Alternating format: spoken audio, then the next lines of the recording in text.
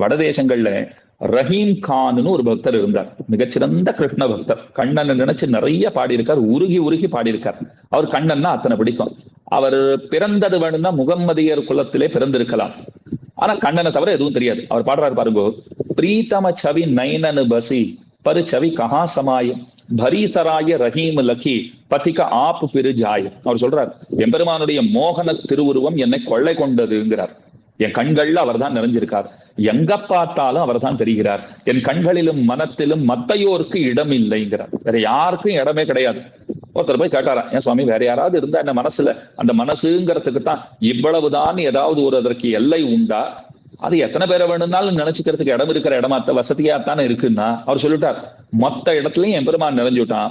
இப்ப ஒரு பெரிய தங்கும் விடுதி இருக்குன்னு வச்சுக்கோங்க. அவர் சொல்ற உதாரணம் பாருங்க, தங்கும் விடுதி விருந்தினர்களாலே வந்திருக்கக்கூடிய விருந்தினர்களாலே நிரம்பி வழியும் தங்கும் விடுதின்னு வச்சுக்கோங்க.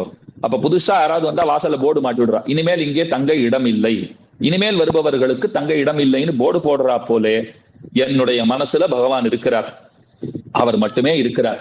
இதுக்கு மேல யார் வந்தாலும் அன்னவர்கள் நுழைவதற்கு கூட இடம் இல்லை அப்படின்னு அவர் பெருமை பொங்க சொல்லுகிறார். அப்போ எம்பெருமானையே எல்லா இடங்களிலும் காண்பவர்களும் கூட அவர்களும் ஒரு விஷயத்துல உறுதியா இருக்கா. என்னன்னா, இப்படி எல்லா இடத்துலயும் அவரே தெரிகிறார், நானே கண்ணாடி முன்ன நின்னேன்னா கூட அவர் தான் தெரிகிறாருங்கிறதுக்காக நானே அவர் என்பதாக பொருளா? கிடையாது. அவர் வேறுதான், நான் வேறுதான்.